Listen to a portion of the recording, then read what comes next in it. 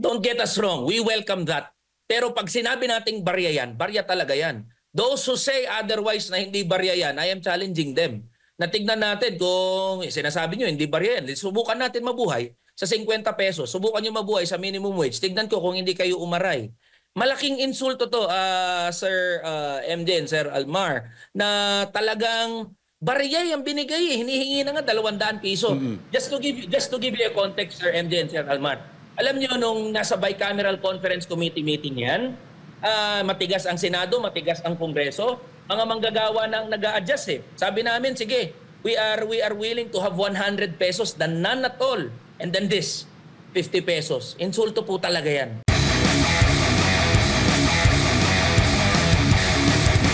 Sir, itong timing ng taas sahod sa mga ating manggagawa dito sa NCR, meron po ba kayong nakikitang parang ano dito na kasi alam naman natin na nalalapit na po yung SONA. So yung timing po nito, Congressman, nakikita niyo po ba na maaring magamit po ito? Hindi ko lubos masabi, Sir Almar eh. Pero po pwede rin ito na ginagamit para kasi galit na galit yung mga manggagawa, hindi pumasa yung legislated wage increase. Just imagine, workers are demanding for 100, 200 pesos legislated wage increase. Hindi pumasa yan sa bicameral conference committee meeting. So ngayon, biglang naglabas ng 50, binigyan tayo ng 50 pesos. So tingin ko pwedeng pang pwedeng pamatay sa init, naglalagablab na galit ng mga manggagawa kasi tayo nga mga taga-NCR hirap na sa buhay. Paano pa kaya yung mga manggagawa sa probinsya? And let me just point this out, Sir MJ and Sir Almar. Alam nyo, itong legislated wage increase po, it could have passed the bicameral conference committee meeting, but it was Senate President Chis Escudero na talagang hinarangan itong pagpasa ng legislated wage increase. So we will remember that. Even Malacanang could have certified this as urgent.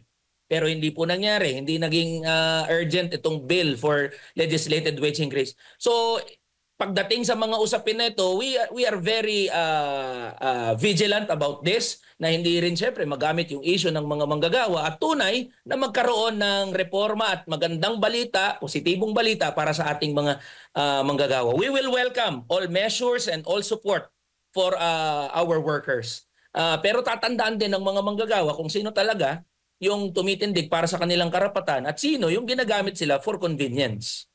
Nabanggit niyo po, Congressman, yung proposed na taas sahod is nasa 100 to 200 pesos pero itong binigay ay 50 pesos lang. Ano ba to? Sa tingin mo, insulto ba to or tulong sa ating mga manggagawa? Don't get us wrong, we welcome that. Pero pag sinabi nating barya yan, barya talaga yan.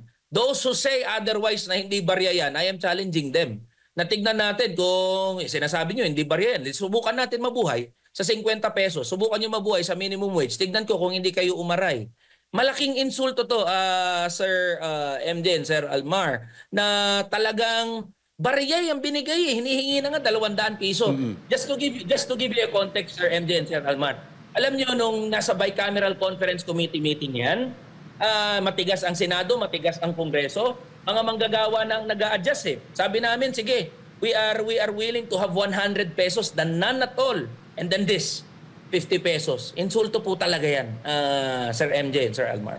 Considering na nung kakatapos lang nung kampanya, talagang umuulan ng pera, libo-libo. Tapos after ng eleksyon ay 50 pesos na lang. Pero sir, nabanggit mo kanina na marami pang dapat ambyendahan or baguhin sa batas pagdating na nga dito sa parang sa welfare ng ating mga kababayan ng mga manggagawa. Sa tingin niyo po sir, maliban dito sa taas sahod, ano pa po yung mga dapat gawin na lalo-lalo na dyan po sa Congress po sir para at least maging hayahay po yung ating mga kababayan manggagawa sir? Part po ng ating mga final sa 20th Congress, amendments to our labor code, amendment at pag-repeal ng mga certain provisions on our labor code, Articles 106, 109. Unang-una dyan, yung doon sa pagbabawal sa contractualization.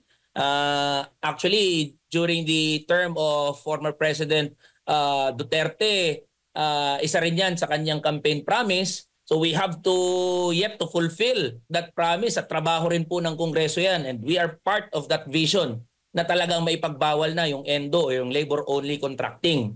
Pangalawa ho ay magkaroon ng resignation pay at sick leave and vacation leave because these things are not included or not enshrined on our labor code. So company prerogative lang po yan. So malaking kaginhawaan po yan kapag naging mandatory at pasok na po yan doon sa ating labor code. Itong resignation pay, napakarami pong nagsasabi sa atin yan dahil they've been working for 10, 20 years at nag-decide na sila na magpahinga. Wala silang matatanggap na resignation pay. Meron lang po na final pay na tinatawag. Isa rin po sa final natin, para po sa mga kamanggagawa nating barangay health workers, ito hindi rin po pumasa noong 19 Congress, hindi naging ganap na batas, yung Magna Carta for Barangay Healthcare Workers. So we have refiled this.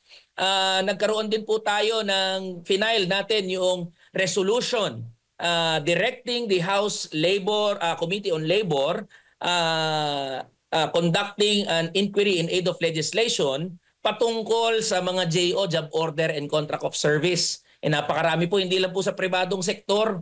Ang mga kontraktual, ang pinakamarami po, nasa pampublikong sektor, nasa gobyerno po mismo. So we would like to put an end to the JO and COS system. And lastly, Sir Almar and Sir MJ, we have filed a resolution conducting an inquiry in aid of legislation para magkaroon ng pagtingin doon sa ating mga gig workers, yung mga riders natin, yung mga motorcycle taxis, na kahit may landmark ruling na ang Supreme Court, hanggang ngayon hindi sila kinikilala bilang mga regular na empleyado. These are our top bills, priority bills for the incoming 20th Congress, Sir Almar and Sir MJ, and we are hopeful and positive that many of our colleagues in the 20th Congress will support all of these measures. Wala naman ho siguro na congressman o kinatawan na nasa tamang pag-iisip na aayaw dito sa ating mga pinaglalaban dahil ang kanilang makakalaban at ang aalala sa kanila ay yung 51 milyon na mga manggagawa sa formal pa lang na ekonomiya. Sir Almar and Sir MJ.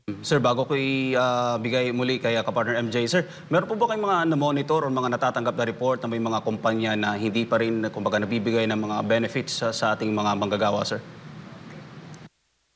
Yes, Sir Almar. Actually, isa yan sa napakarami nating natatanggap na sumbong o gusto nilang magpatulong at paimbestigahan sa Kongreso dahil minimum wage is one thing, yung pagtataas ng sahod is one thing.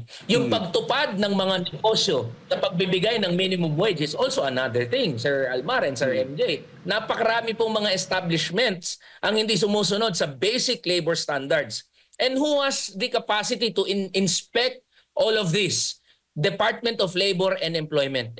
To be fair with Department of Labor and Employment, kulang na kulang sila sa mga inspector talaga.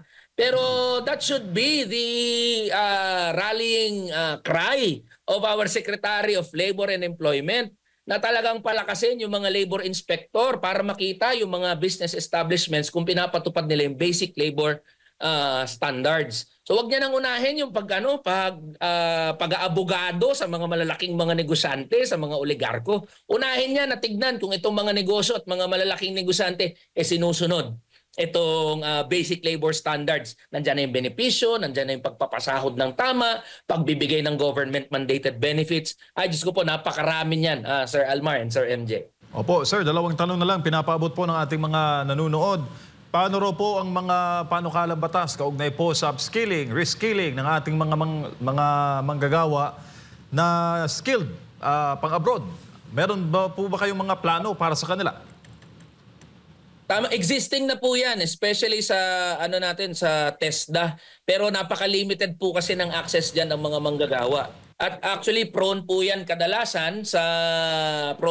sa pamumulitika rin. Hindi nga alam ng mga manggagawa yan karamihan So we would like to expand and strengthen itong ating upskilling and reskilling sa ating mga manggagawa. So as pagdating kasi, halimbawa sila ay maghahanap ng mga trabaho, say for example, sadly nga lang sa labas ng ating bansa, globally competitive po sila. So we would be looking into that, Sir MJ and Sir Almar.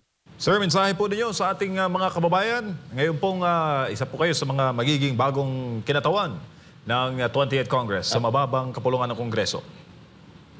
Opo. Sa mga kamanggagawa po natin, sa mga kapwa natin ordinaryong Pilipino na nakikinig ngayon sa programa sa SMNI, you will have a working congressman in the 20th Congress. Kayo po ang nagpanalo sa Kamanggagawa Party List. Ito pong party list na to at ang inyong kinatawan ay walang pinagkakautangang loob ng mga malalaking negosyante o mga politiko. Kaya wala po tayong takot na ipaglaban kung ano yung tingin nating tama at ano yung para sa kapakanan ng ating mga kamanggagawa at mga kababayan. We will work with the representatives of the 20th Congress. Makikipagkaibigan tayo sa kanila, especially sa usapin ng mga manggagawa at ng mga ordinaryong Pilipino. Simple lang po ang ating working ethic. Kaibigan tayo ng mga kaibigan ng mga manggagawa. Pero pag nilapastangan nila ang mga manggagawa at ordinaryong Pilipino, I am assuring you na ang una nilang makakalaban ay ang Kamanggagawa Party List. Panahon na po para magkaroon tayo ng tunay na boses sa loob ng Kongreso na hindi nangingimi at hindi aatras na magsabi ng kung ano ang kanyang nararamdaman na totoo at tama at kapakanan ng mga manggagawa at ordinaryong Pilipino. So, wala po akong ibang aasahan, mga boss, kundi kayo rin. Kayo ang nagpanalo sa ating party list, kayo ang naglagay sa akin dito sa 20th Congress at ibabalik ko po yan sa forma ng paglilingkod para sa inyo, para sa mga manggagawa, para sa ating mga kababayang ordinaryong Pilipino. So expect it po, samahan niyo po ako sa mahirap, mahaba, matarik na laban na ito. Batayan positive, mapapagtagumpayan po natin ang mga laban na to basta nagkakaisa po tayo. Maraming salamat din po sa inyo, Sir MJ and Sir Almar, at sa buong SMNI sa pagbibigay sa amin ng platform na makausap at makapanayam patungkol sa isyu ng mga manggagawa.